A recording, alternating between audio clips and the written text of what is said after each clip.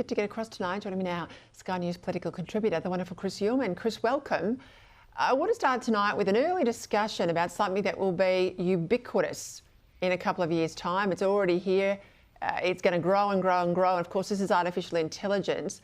A few stories around in the last couple of days. One is which the Business Council of Australia, they're warning the government not to get too heavy-handed, not to drown it in regulation. They want artificial intelligence sort of unfettered because they want innovation, they say. However, today the new Science and Industry Minister, Tim Ayres, he has signalled the need for regulation and he sees a very strong role here for the trade unions. Have a listen. The Australian challenge is to lean in and to adopt artificial intelligence to lift productivity and living standards, to deliver investment in infrastructure and capability, and to protect our security. So I'll be looking in particular at how we can strengthen worker voice and agency as technology is diffused into every workplace in the Australian economy. And I look forward to working with our trade union movement on all of this. Now, I tend to agree with the Minister here and the unions on this. I worked for Richard Alston at the time the internet arrived in Australia, and there was a whole debate, this is the late 90s, early 2000s, about the government stepping in and putting some sort of ring fencing, some regulation around the internet. Now, that was screamed at by business and the government rolled over. It didn't regulate the internet. It agreed that it should be as unfettered as possible. I think we'd all agree now, yes, there's been a lot good with the internet, but it's also brought us a lot of harm. And I think with AI, I don't want to end up doing what we do with the internet and outsourcing the whole thing, indeed our sovereignty, to all those billionaires in Silicon Valley.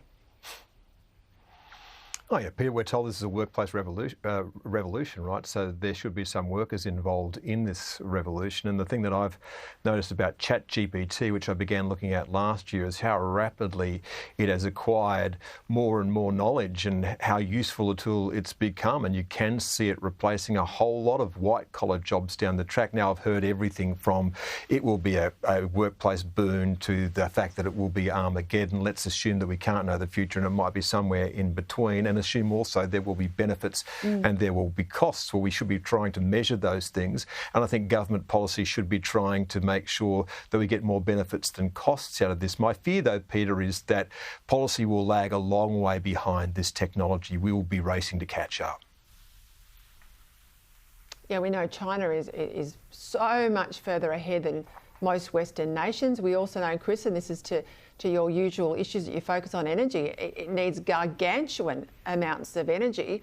It's not going to survive AI in this country or flourish if it's just a bit of wind and a bit of solar. This is why America's going back with 3 Mile Island into nuclear. But again, what worries me, let's say it replaces, as Dick Smith once said to me, about a third of the workforce. What do these human beings do? Like, where is the dignity of their work every day? What's their purpose? How do they earn money? Are we supposed to just have everybody or a good third of the population on the dole? I mean, these are, I think, some of the challenges that we're going to talk about. I feel like we're just being hit with AI and we're scrambling, behind trying to catch up. I think scrambling is the word, and we have seen what's happened when you outsource blue-collar jobs, right? What happened to men in the 1990s who were bounced out of a job. They were told there would be new jobs, and in fact, none really came along, and a lot of them went into disability pensions, and were very, very disappointed with the way that both major parties essentially backed that in. And then guess what? There are all these people voting for one nation, and everyone wondered where all these angry white men came from. The same thing happened in the United States on a much larger scale. Now those who are in white-collar jobs may well face the same kind of crisis. So we absolutely should be having a conversation about this. I don't know that we'll be having one that's fast enough to keep up with the pace of change.